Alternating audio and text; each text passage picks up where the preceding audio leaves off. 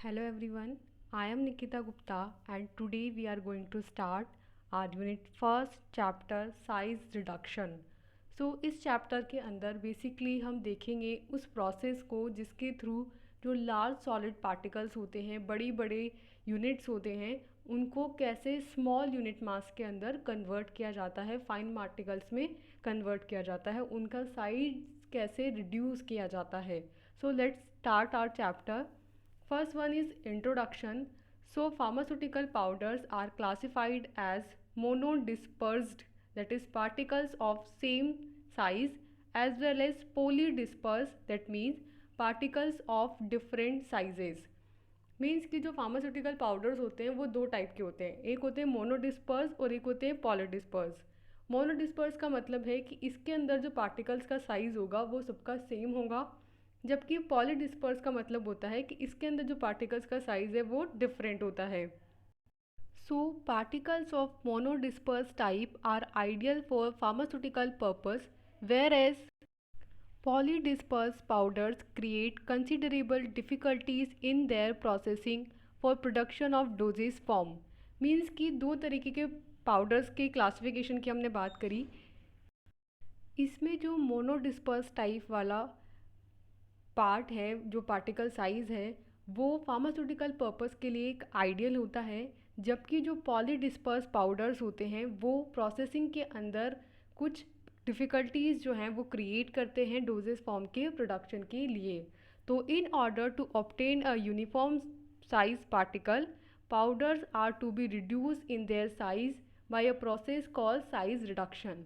तो इसलिए इन पॉलीडिस्पर्स पाउडर्स को मोनोडिस्पर्स पाउडर में कन्वर्ट करने के लिए, ताकि एक यूनिफॉर्म पार्टिकल साइज़ ऑब्टेन हो सके, एक प्रोसेस के थ्रू उसे गुजारा जाता है जिसे बोला जाता है साइज़ रिडक्शन. तो हमने क्या देखा कि जो फार्मास्यूटिकल पाउडर्स हैं वो दो हैं, मोनोडिस्पर्स और पॉलीडिस्पर्स. पॉलीडिस्पर्स के साथ कुछ डिफ़िकल्टीज़ होती हैं, इसलिए उसे मोनोडिस्पर्स पाउडर में कन्वर्ट किया जाता है, और जिस प्रोसेस के थ्रू इसे कन्वर्ट किया जाएगा उसे बोलेंगे साइज़ रिडक्शन. देन नेक्स्ट आता है साइज रिडक्शन में be aid other processes such as expression and extraction. Means कि साइज रिडक्शन के अंदर सिर्फ पार्टिकल साइज को कम करना ही नहीं होता, इसके अंदर एक्सप्रेशन और एक्सट्रैक्शन भी एसोसिएट होते हैं. सो क्या है ये? Some of the major applications of size reduction in the pharmaceutical field are: first is in the size reduction of dosages form such as capsules, insufflations, suppositories and ointments require particle size to be below 60 μm size. Means कि ये जो size reduction है process, इसका pharmaceutical fields में कुछ major applications हैं. जैसे कि फर्स्ट है कि जब डोजेज फॉर्म का साइज़ रिडक्शन किया जाता है, लाइक कैप्सूल्स के अंदर, इनसफ्लेशंस के अंदर, सपोस्ट्रीज़ में, ऑइंटमेंट में, तो वहाँ पे जो पार्टिकल साइज़ है वो 60 μm साइज़ से कम रिक्वायर्ड होता है, तो वहाँ पे ये यूज़ किया जाता है साइज़ रिडक्शन. सेकेंड है the therapeutic effectiveness of certain drugs can be increase by reducing the particle size. Means कि पार्टिकल साइज़ को रिड्यूस करके हम क्या कर सकते हैं, थेरापुटिक इफेक्टिवनेस को बढ़ा सकते हैं. क्योंकि जब पार्टिकल साइज़ कम होता है तो वो ईजीली उसका ट्रांसपोर्ट होता है बॉडी के अंदर और वो इजीली डिज़ोल्व हो जाती है. तो बहुत सारे थेरापुटिक इफेक्टिवनेस को बढ़ाने के लिए भी सर्टेन ड्रग्स के केस में, not all drugs, certain drugs के केस में जो पार्टिकल साइज रिडक्शन है वो इफ़ेक्टिव होता है. देन थर्ड है mixing of solid ingredients is easier if the reduce to same particle size. तो क्योंकि हम साइज रिडक्शन के थ्रू पॉलीडिस्पर्स पाउडर को मोनोडिस्पर्स पाउडर में कन्वर्ट कर रहे हैं, तो सेम पार्टिकल साइज़ के अगर पाउडर है तो उनमें जो सॉलिड इंग्रेडिएंट्स हैं उनकी मिक्सिंग जो है वो ईजियर हो जाती है. तो this is also an another application of size reduction. Then last है कि in case of suspension particles being finer reduces rate of sedimentation. Means कि जो सस्पेंशन होते हैं जिसमें जो सॉलिड पार्टिकल्स है वो एक लिक्विड फेज के अंदर सस्पेंडेड रहते हैं, तो उसके अंदर पार्टिकल साइज़ के रिड्यूस करने की वजह से जो रेट ऑफ सेडिमेंटेशन है वो रिड्यूस हो जाती है. तो दिस इज़ ऑल्सो एक एडवांटेज है साइज़ रिडक्शन का. तो हमने साइज़ रिडक्शन का जो प्रोसेस है उसके साथ एसोसिएट देखा एक्सप्रेशन और एक्सट्रैक्शन। तो हमने कहा कि जो फार्मास्यूटिकल फील्ड है उसके अंदर साइज़ रिडक्शन एक मेजर एप्लीकेशन है, क्योंकि ये साइज़ रिडक्शन की वजह से जो सपोस्ट्रीज़ हैं, कैप्सूल इन्फ्लक्शेशन है, ऑइंटमेंट है, इन सब का पार्टिकल साइज़ 60 म्यूएम साइज़ के अराउंड हो जाता है। सेकंड, इससे थेरापेटिक इफेक्टिवनेस बढ़ती है। नेक्स्ट, इससे मिक्सिंग बढ़ती है। और नेक्स्ट, इससे रेट ऑफ सेडिमेंटेशन रिड्यूस होती है। नेक्स्ट आता है advance application of size reduction. Means कि तुमने नॉर्मल लेवल पे साइज रिडक्शन के एप्लीकेशंस देखे। अब अगर हम एडवांस एप्लीकेशंस की बात करें तो फर्स्ट है properties of agglomerates, that is breakage behaviour of agglomerates after milling help to investigate effects of the formulation and mill setting. Means कि इसके अंदर जो एग्लोमरेट्स बनते हैं, मीन्स कि पार्टिकल्स की एक टेंडेंसी होती है, एक प्रॉपर्टी होती है कि जब वो पास में आते हैं तो लॉ ऑफ अट्रैक्शन की वजह से वो एक दूसरे से चिपक जाते हैं और एग्लोमरेट बना लेते हैं। तो साइज रिडक्शन के थ्रू हम क्या करते हैं, उन एग्लोमरेट्स को ब्रेकेज कर देते हैं, उनको तोड़ देते हैं। तो एग्लोमरेट्स का जो ब्रेकेज बिहेवियर है माइलिंग के बाद, इससे हम इन्वेस्टिगेट कर सकते हैं फॉर्मुलेशन के इफ़ेक्ट को और माइल सेटिंग को। देन सेकेंड है कि bio availability enhancement, that is bioavailability of poorly soluble drugs is often intrinsically related to the particle size। Means कि पार्टिकल साइज को रिड्यूस करके हम क्या करते हैं, बायो अवेलेबिलिटी को इन्हांस करते हैं, क्योंकि जो पुअरली सॉल्युबल ड्रग्स होती हैं उनकी जो बायो अवेलेबिलिटी है वो ऑफ्टन पार्टिकल साइज के साथ इंट्रेंसिकली रिलेटेड होती है। सो पार्टिकल साइज़ को रिड्यूस करके हम क्या कर सकते हैं, बायो अवेलेबिलिटी को भी इन्हांस कर सकते हैं। देन नेक्स्ट आता है कि handling of powder. So powder handling and processing tends to be problematic because powder exhibit properties similar to both solids and liquids. Means कि जो पाउडर की हैंडलिंग है वो भी साइज़ रिडक्शन से इन्हांस हो जाती है, क्योंकि पाउडर्स की टेंडेंसी होती है कि वो सॉलिड्स की तरह और लिक्विड्स की तरह प्रॉपर्टी शो करते हैं, जिसकी वजह से पाउडर की हैंडलिंग और प्रोसेसिंग के अंदर प्रॉब्लम्स हो सकती है। तो वहाँ पे साइज़ रिडक्शन एक रोल प्ले करता है, जिसकी वजह से हैंडलिंग जो है वो ईजियर हो जाती है। देन आता है सुप्रा क्रिटिकल फ्लूइड टेक्नोलॉजी, या इसको बोल सकते हैं SFT। So supracritical fluid technology offers the possibility to produce dye powder formulation suitable for inhalation or needle free injection। Means कि ये जो सुप्राक्रिटिकल फ्लूइड टेक्नोलॉजी है, इसकी वजह से डाई जो पाउडर है उनकी फॉर्मुलेशंस जो है वो यूज़ की जाती है इनहलेशन के अंदर और नीडल फ्री इंजेक्शंस के अंदर। तो ये एक एडवांटेज है साइज़ रिडक्शन का, कि साइज़ रिडक्शन के थ्रू हमने साइज़ को रिड्यूस करके जो ड्राई पाउडर्स है उनको इनहलेशन के अंदर और नीडल फ्री इंजेक्शंस के अंदर भी यूज़ कर सकते हैं। देन नेक्स्ट आता है precipitation. So precipitation with compressed anti solvents is used for generation of monodispersed ultra fine powders. Means कि जब प्रेसिपिटेशन किया जाता है कंप्रेस्ड एंटी सॉल्वेंट के साथ, तो इसका यूज़ किया जाता है मोनोडिस्पर्स अल्ट्रा फाइन पार्टिकल्स के जनरेशन के लिए। देन नेक्स्ट एंड लास्ट है nano technology. So wet milling of active drug in the presence of surfactant cause defragmentation. Means कि जब एक्टिव ड्रग की वेट माइलिंग की जाती है सर्फेक्टेंट के प्रेजेंस में, तो ये डीफ्रेगमेंटेशन करती है और इस डीफ्रेगमेंटेशन का यूज़ करते हैं नैनो टेक्नोलॉजी के अंदर। तो इस तरीके से साइज़ रिडक्शन एक मेजर रोल प्ले करता है फार्मास्यूटिकल इंडस्ट्रीज़ में। तो हमने क्या क्या एप्लीकेशंस देखे साइज़ रिडक्शन के। पहला कि एग्लोमरेट्स को ब्रेक करके इसका यूज़ करता है फॉर्मुलेशन के अंदर और माइल सेटिंग के अंदर। सेकेंड, ये बायो अवेलेबिलिटी को इन्हांस कर देता है। थर्ड, इसकी वजह से जो सॉलिड्स हैं, लिक्विड्स हैं, उनके अंदर पाउडर की जो हैंडलिंग है, वो जो प्रॉब्लम्स कोज हो रही थी वो सॉल्व हो जाती हैं। एंड देन की जो सुप्रा क्रिटिकल फ्लूइड टेक्नोलॉजी है उसको यूज़ करके ड्राई पाउडर की फॉर्मुलेशन को यूज़ किया जाता है इनहलेशन और नीडल फ्री इंजेक्शन में। देन प्रेसिपिटेशन की अगर हम बात करें तो जो मोनोडिस्पर्स अल्ट्रा फाइन पाउडर्स है उनको जनरेट करके हम उनको एंटी सॉल्वेंट्स के साथ कंप्रेस करके प्रेसिपिटेशन को रोक सकते हैं। और लास्ट है कि वेट माइलिंग में जो एक्टिव ड्रग है उसमें सर्फेक्टेंट को यूज़ करके डीफ्रेगमेंटेशन का कोर्स किया जाता है और उसका यूज़ किया जाता है नैनो टेक्नोलॉजी के अंदर। तो इस तरीके से साइज रिडक्शन एडवांस एप्लीकेशंस में यूज़ होती है। देन नेक्स्ट आता है ऑब्जेक्टिव साइज रिडक्शन का। So the main objective of size reduction is to produce smaller particles from larger ones. Means कि साइज रिडक्शन का मेन ऑब्जेक्ट क्या है कि जो स्मॉल पार्टिकल्स है वो प्रोड्यूस करना लार्ज पार्टिकल्स से। Small particles are the desired product either because of their large surface area or because of their shape, size and number। अब ये स्मॉलर पार्टिकल्स क्यों डिज़ायर्ड है? क्योंकि इसके थ्रू हमें जो स्मॉलर पार्टिकल्स होते हैं उनका सरफेस एरिया ज़्यादा होता है या फिर उनके स्पेसिफिक साइज, शेप और नंबर की वजह से स्मॉल पार्टिकल साइज जो है वो नीडेड होता है, डिज़ायर्ड होता है। Then the energy efficiency of the operation can be related to the new surface formed by the reduction in size। तो जो ऑपरेशन की एनर्जी एफिशिएंसी है उसको हम कैसे रिलेट करेंगे? जो साइज रिडक्शन की वजह से न्यू सरफेस फॉर्म हुई है उसके थ्रू रिलेट कर सकते हैं।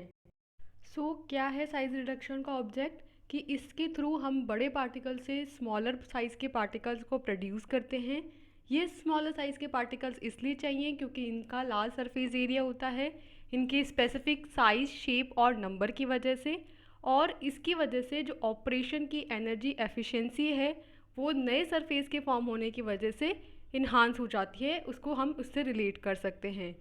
सो thus in pharmaceutical practice the objective of this operation is to first increase the surface area to enhance the rate of physical and chemical process, second है to perform separation of two constituents in case where one is dispersed in small isolated pockets। Means कि इस तरीके से ये जो size operation का process है इसका फार्मास्यूटिकल प्रैक्टिस के अंदर क्या ऑब्जेक्टिव है? फर्स्ट कि ये क्या करता है, सरफेस एरिया को इन्हांस करता है, उसको इंक्रीज़ कर देता है, जिसकी वजह से फिज़िकल और केमिकल प्रोसेस की जो रेट है वो बढ़ जाती है। सेकंड है कि ये दो कॉन्स्टिट्यूएंट्स के सेपरेशन को परफॉर्म करता है, क्योंकि इन केस जब क्या होता है एक फेज़ दूसरे फेज़ के अंदर स्पेशली स्मॉल आइसोलेटेड पॉकेट्स के अंदर डिस्पर्स होती है तो उन दो फेजेस को सेपरेट करने के लिए साइज रिडक्शन का यूज़ किया जाता है। So meet some stringent specifications regarding the sizes of commercial products. Means कि जो कमर्शियल प्रोडक्ट्स हैं उनकी साइज़ के रिगार्डिंग कुछ स्ट्रिंजेंट स्पेसिफिकेशन है जिनको अब हम स्टडी करेंगे। सो इसके अंदर है mechanism and low governing size reduction. Means कि वो कौन सी मैकेनिज्म है जिसके थ्रू साइज रिडक्शन होता है और कौन कौन से लॉज हैं जो साइज रिडक्शन के अंदर क्रिएट किए गए हैं। So mechanism of size reduction depends upon the nature of material and each material require separate treatment. Means कि साइज रिडक्शन का जो मैकेनिज्म है वो इस चीज़ पे डिपेंड करता है कि कौन सा मटेरियल को साइज रिड्यूस किया जा रहा है और सेकंड हर मटेरियल के लिए एक सेपरेट ट्रीटमेंट मेथड होता है। Generally fracture occurs along the line of weakness. Means generally आप देख सकते हैं कि जो फ्रैक्चर्स अकर होते हैं वो लाइन ऑफ वीकनेस के साथ में या लाइन ऑफ वीकनेस के वहाँ अकर होते हैं। So during the size reduction fresh surfaces are created and existing cracks and fissures are open up wherein the former reduces more energy। Means कि आप देख सकते हैं कि साइज रिडक्शन के अंदर क्या होता है, फ्रेश सरफेस क्रिएट की जाती है क्योंकि जो पहले लार्ज साइज़ के मॉलिक्यूल्स थे, पार्टिकल्स थे, उनको ब्रेक कर दिया गया है स्मॉल साइज़ के पार्टिकल्स में, तो उसकी वजह से नई सरफेस क्रिएट हुई और उसके अंदर जो एग्जिस्ट थे, क्रैक्स थे, फ्रिशर्स थे, इनको ओपन अप किया गया, जिसके थ्रू क्या हुआ, फॉर्मर ज़्यादा एनर्जी की रिक्वायरमेंट हुई, क्योंकि उनको ब्रेक करने के लिए, नई सरफेस की क्रिएशन के लिए और इन क्रैक्स और फिशर्स को ओपन करने के लिए क्या किया गया, नई और ज़्यादा एनर्जी की रिक्वायरमेंट हुई. So the laws governing size reduction process is one of the mechanism of size reduction called grinding is very inefficient, and thus it is important to use energy as efficiently as possible. अब हम study करेंगे size reduction process के अंदर जो laws govern होते हैं, जो laws use होते हैं उनके बारे में. जो साइज रिडक्शन की मैकेनिज़्म है उसमें से एक मैकेनिज़्म है जिसको बोलते हैं ग्राइंडिंग. ये जो ग्राइंडिंग है ये बहुत ही इनफेक्टिव होती है और इसलिए इसका यूज़ किया जाता है एनर्जी के फॉर्म में as efficiently as possible. Means कि जितना ज़्यादा हो सके उतना ज़्यादा एनर्जी के फॉर्म में ग्राइंडिंग को यूज़ किया जाता है साइज रिडक्शन के लिए. जैसे कि आप देख भी सकते हैं कि कई बार आप घर में भी यूज़ करते हैं ग्राइंडिंग प्रोसेस को, जिसके थ्रू जो लार्ज साइज़ का मॉलिक्यूल हो, लार्ज साइज़ का पार्टिकल है, सब्सटेंस है, उसको आप स्मॉल साइज़ के अंदर कन्वर्ट कर देते हैं. फॉर एन एग्जांपल जूस बनाना, जिसके अंदर हम बड़े बड़े पीसेस डालते हैं फ्रूट्स के और फिर इसकी ग्राइंडिंग प्रोसेस के थ्रू एकदम फाइन पार्टिकल्स में वो कन्वर्ट हो जाता है और वो एक लिक्विडी फॉर्म बन जाता है जब हम इसके अंदर वाटर मिक्स करते हैं. तो इस तरीके से जो ग्राइंडिंग प्रोसेस है वो सबसे मेन मैकेनिज्म है साइज रिडक्शन का. देन इसके अंदर आता है first law, Rittinger's law. So Rittingers assume that the energy required for size reduction is directly proportional to the change of surface area. तो रिटिंगर एक साइंटिस्ट था और उन्होंने ये कहा कि साइज रिडक्शन के अंदर जो एनर्जी की रिक्वायरमेंट है वो सरफेस एरिया के अंदर जितना चेंज हुआ है उसके प्रोपोर्शनल होती है. This leads to a value of -2 for n in equation 2.1. तो आप इक्वेशन 2.1 के अंदर जब वैल्यू -2 रखेंगे n की जगह तो आपको ये फॉर्मूला मिलेगा as area is proportional to the length squared. क्योंकि आपको पता है कि एरिया इज इक्वल्स टू क्या होता है, लेंथ का स्क्वायर. मीन्स कि अगर आपके पास एक स्क्वायर है तो स्क्वायर की जो लंबाई और चौड़ाई अगर l और l है तो एरिया क्या होगा, एरिया इज इक्वल्स टू क्या होगा, l स्क्वायर. तो इस तरीके से रिटिंगर्स लॉ डिज़ाइन किया गया. अब इसमें हम पुट करेंगे कि K is equals to KRFC. तो DE क्या होगा, is equals to DE upon DL is equals to KRFC L-2, where Kr is called Rittinger's constant, and on integrating the equation we obtained Griffith theory and bond law.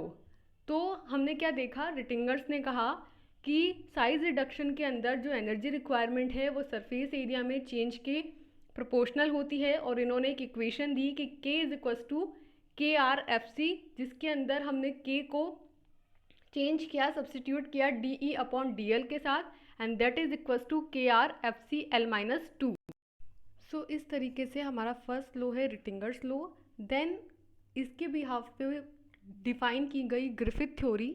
So the Griffith theory states that the amount of force to be applied depends on the crack length and focus of stress at the atomic bond of the crack apex. Means कि Griffith theory ये कहती है कि जितना force लगता है किसी large particle को ब्रेक करने के लिए, ये इस बात पे डिपेंड करता है कि क्रैक लेंथ कितनी है और फोर्स ऑफ स्ट्रेस कितना है एटॉमिक बॉन्ड्स के ऊपर, जो कि क्रैक अपेक्स पे है. तो इस तरीके से ग्रिफिथ थ्योरी ने ये कहा कि भाई जो एटॉमिक बॉन्ड्स हैं उनके जुड़ाव की वजह से जो क्रैक लेंथ है और जो फोर्स ऑफ स्ट्रेस है उसके ऊपर डिपेंड करेगा कि कितना फोर्स लगाना पड़ेगा इस पार्टिकल को तोड़ने के लिए. देन सेकेंड आता है bonds law. So Bond's law states that energy used to reduce particle size is proportional to the square root of diameter of the particle produced. तो Bond's law ने ये कहा कि पार्टिकल्स को साइज़ को reduce करने के लिए या पार्टिकल्स को तोड़ने के लिए जितनी एनर्जी की रिक्वायरमेंट है वो प्रोपोर्शनल है पार्टिकल के डायमीटर के स्क्वायर रूट के. तो Bond's law के अकॉर्डिंग क्या हुआ कि एनर्जी जो कि रिक्वायर्ड है पार्टिकल साइज को रिड्यूस करने के लिए इज इक्वल्स टू जो डायामीटर है पार्टिकल्स का उसके स्क्वायर रूट के प्रोपोर्शनल होती है। देन एक टेबल बनाई गई है जिसके थ्रू हम फोर्स को पार्टिकल साइज से कोरिलेट करेंगे। तो पहला है फोर्स कंप्रेशन, मीन्स कि कंप्रेस करके कंप्रेशन लगा के पार्टिकल्स के साइज को रिड्यूस करना। तो इसके अंदर जो प्रिंसिपल लगता है दैट इज़ न्यूट क्रैकर। और इसके एग्जाम्पल्स जो हैं इक्विपमेंट के वो हैं roller mill pestle, mortar and crushing rolls. Means कि जो रोलर मिल पिस्टल मोटर है वो और क्रशिंग रोल्स जो होती हैं वो कंप्रेशन को अप्लाई करके पार्टिकल साइज को रिड्यूस करती है। और इसके थ्रू पार्टिकल साइज कितना अचीव होता है 50 to 10,000 म्यू एम तक हमें इसके थ्रू अचीव हो जाता है। देन सेकेंड आता है इम्पैक्ट। तो इम्पैक्ट जो है वो हैमर के प्रिंसिपल पे बेस्ड होता है। मीन्स कि हैमर जैसे हम अप्लाई करते हैं, जैसे हम हथौड़ी से मारते हैं, तो उस तरीके से इम्पैक्ट का जो फोर्स है वो अप्लाई होता है। इसके लिए जो इक्विपमेंट यूज़ होता है जिसके अंदर हैमर का या इम्पैक्ट का प्रिंसिपल लगेगा that is hammer mill disintegrator. और इस हैमर मिल डिसइंटीग्रेटर को यूज़ करके हम पार्टिकल साइज कितना ऑब्टेन करेंगे 50 to 8,000 म्यू एम तक पार्टिकल साइज को हम इससे ऑब्टेन कर सकते हैं। देन थर्ड आता है आर्ट्रीशन। आर्ट्रीशन का मतलब होता है घिसना। दो पत्थरों को जैसे अगर आप आर्ट्रीब्यूट करेंगे मीन्स कि उनको घिसेंगे तो उसकी वजह से पार्टिकल साइज का रिड्यूस होना। तो इसके अंदर जो प्रिंसिपल है दैट इज़ फाइल। और इसके अंदर जो इक्विपमेंट्स आते हैं जो आर्ट्रीशन के प्रिंसिपल पे बेस्ड हैं तो that are colloidal mill and roller mill. और इसके थ्रू पार्टिकल साइज अप्रॉक्सीमेटली कितना अचीव होता है 1 to 50 म्यू एम। तो इसके थ्रू आप देख सकते हैं कि बहुत कम तक हम पार्टिकल साइज को ले जा सकते हैं आर्ट्रीशन के प्रिंसिपल को यूज़ करके। देन फोर्थ आता है कटिंग। कटिंग मीन्स कि कट करना, जैसे कि सीजर्स हम कट करते हैं। तो ये किसके प्रिंसिपल पे बेस्ड है सीजर्स के प्रिंसिपल पे बेस्ड है। इस प्रिंसिपल को यूज़ कौन सा इक्विपमेंट करता है तो scissor, shears, cutting mill and rotary knife cutters इस प्रिंसिपल को यूज़ करके कटिंग करते हैं। इसके थ्रू जो पार्टिकल साइज अचीव होता है that is 100 to 80,000 mu m तक। मीन्स कि बहुत ज़्यादा रिड्यूस नहीं करता है ये, लेकिन छोटे छोटे पीसेस में कन्वर्ट कर देता है।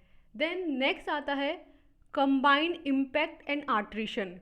मीन्स कि जो हमने पहले देखा है इम्पैक्ट और आर्ट्रीशन अलग अलग, उन दोनों फोर्सेस को एक साथ यूज़ करना। तो ये यूज़ जो किया जाता है ये किस प्रिंसिपल पे बेस है बॉल के प्रिंसिपल पे। जैसे बॉल्स होती हैं, बॉल्स के जो अगर आप बॉल से मारोगे तो वो इम्पैक्ट भी करेगी और उसमें आर्ट्रीशन भी होगा।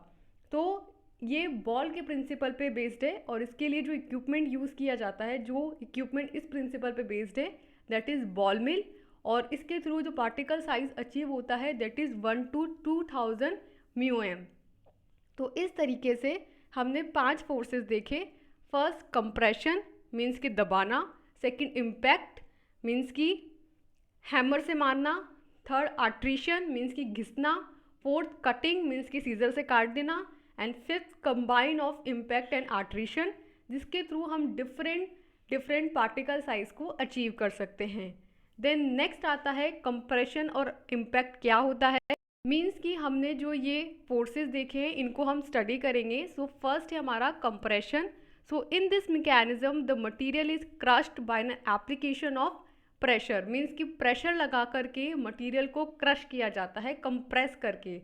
जैसे कि अगर कोई ऐसा पार्टिकल है, कोई ऐसा सब्सटेंस है जो फोर्स लगाने से ही टूट जाता है, तो उनको क्रश करके उनका पार्टिकल साइज रिड्यूस किया जा सकता है। So compressive forces are use for coarse crushing of hard material. Means कि जो हार्ड मटेरियल्स होते हैं उनके जो कोर्स पार्टिकल हैं उनको क्रश करने के लिए कंप्रेसिव फोर्स का यूज़ किया जाता है।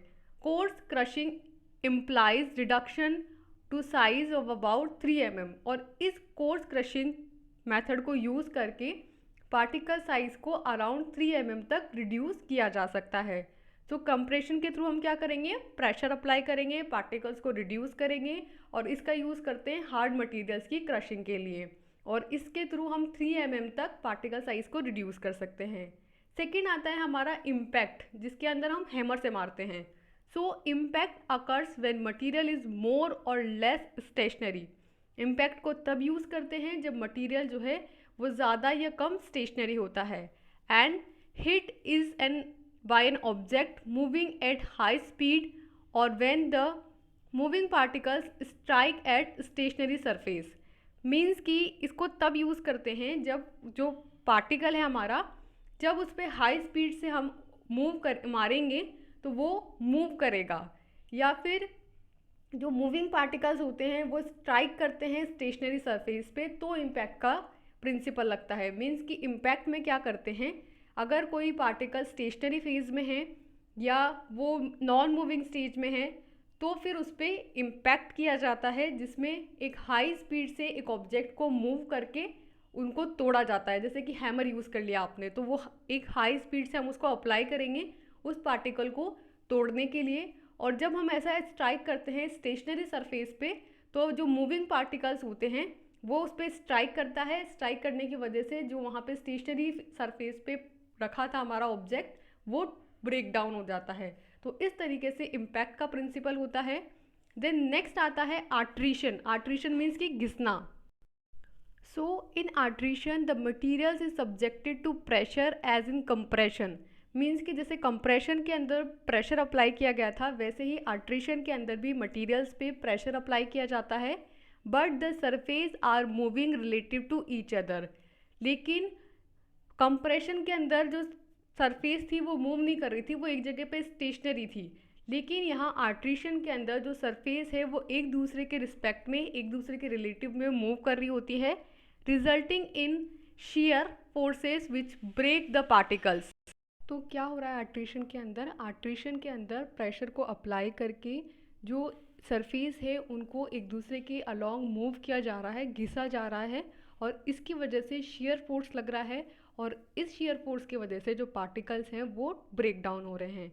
देन आता है हमारा लास्ट कटिंग। कटिंग के अंदर क्या करेंगे, सीधा कट करेंगे, जो कि किसी शार्प ब्लेड से या फिर कैंची से, सीजर से करेंगे, और इसके थ्रू लार्ज पार्टिकल्स को स्मॉलर पार्टिकल्स में कन्वर्ट करेंगे। सो cutting reduces the size of solid materials by mechanical action. Means कि इसमें कौन सा एक्शन अप्लाई होता है, मैकेनिकल, दैट इज शार्प और blade by dividing them into smaller particles. Means कि कटिंग में क्या करते हैं, हम सॉलिड मटेरियल्स के साइज़ को रिड्यूस करते हैं मैकेनिकल एक्शन को यूज़ करके, और इसके थ्रू हम उनको डिवाइड कर देते हैं स्मॉलर पार्टिकल्स के अंदर। तो कटिंग आप समझ सकते हो जैसे कि कैंची चलाना। देन हम इसको एक डायग्राम से समझेंगे इन मैकेनिज्म को। तो फर्स्ट है इम्पैक्ट। तो आप देख सकते हैं एक पार्टिकल है यहाँ पे जो कि इम्पैक्ट जो है वो अप्लाई कर रहा है। देन कंप्रेशन, जिसके अंदर दो, नीचे एक सरफेस है जिस पे हमारा मटेरियल रखा हुआ है, और इसके ऊपर एक फोर्स अप्लाई करके कंप्रेस किया जा रहा है, दबाया जा रहा है। देन नेक्स्ट आता है आर्ट्रीशन, जिसमें घिसा जाता है। तो आप देख सकते हैं कि दो ऑब्जेक्ट है जिनके बीच में हमने एक पार्टिकल रख के, यहाँ एक मूविंग ऑब्जेक्ट है जो कि मूव करके इस पार्टिकल को आर्ट्रीट करेगा, इसको अब्रेशन करेगा, इसमें इनको घिसेगा। एंड देन आता है लास्ट कटिंग, जिसके अंदर लाइक कैंची आप देख सकते हो, तो दो ऑब्जेक्ट होते हैं, एक ऊपर वाला एक नीचे वाला, दोनों चलते हैं, दोनों मूव करते हैं, और इसकी वजह से जो बीच में हमारा पार्टिकल रखा है वो कट होता है। तो इस तरीके से साइज रिडक्शन की मैकेनिज्म होती है। सो अगर हम समअप करें इस वीडियो लेक्चर को, तो हमने स्टार्ट किया था साइज रिडक्शन, जिसके अंदर हमने देखा कि साइज रिडक्शन क्या होता है, कैसे किया जाता है साइज रिडक्शन, और साइज रिडक्शन के प्रोसेस के थ्रू कैसे पॉली डिस्पर्स पार्टिकल्स को मोनो डिस्पर्स पार्टिकल्स में कन्वर्ट किया जाता है। फिर हमने साइज रिडक्शन के एप्लीकेशंस देखे, और फिर हमने साइज रिडक्शन के एडवांस एप्लीकेशंस देखे जो कि फार्मास्यूटिकल इंडस्ट्रीज़ में यूज़ किए जाते हैं। देन हमने देखा कि साइज रिडक्शन का ऑब्जेक्टिव क्या है, क्यों किया जाता है साइज रिडक्शन, एंड देन हमने साइज रिडक्शन का मैकेनिज्म देखा, और डिफरेंट लॉज इसके अंदर देखे, जिसके अंदर हमने स्टडी किया रिटिंगर्स लॉ। फिर हमने मैकेनिज्म देखा कि कैसे इम्पैक्ट, कंप्रेशन, आर्ट्रीशन और कटिंग को अप्लाई करके साइज़ रिडक्शन किया जाता है, पार्टिकल साइज़ इनका कितने तक रिड्यूस हो जाता है, और इसके अंदर कौन से इंस्ट्रूमेंट्स जो हैं, कौन से मील्स हैं जो कि इन पर्टिकुलर मैकेनिज़्म पे बेस्ड है उनको हमने स्टडी किया। तो इस तरीके से हमने यहाँ तक फर्स्ट पोर्शन साइज रिडक्शन का कंप्लीट किया है। नेक्स्ट पोर्शन के अंदर हम फर्दर इसी को कंटिन्यू करेंगे और फैक्टर्स देखेंगे जो साइज रिडक्शन को अफेक्ट करते हैं और डिफरेंट मील्स को स्टडी करेंगे जो कि साइज रिडक्शन करती हैं। So for now thank you and all the best.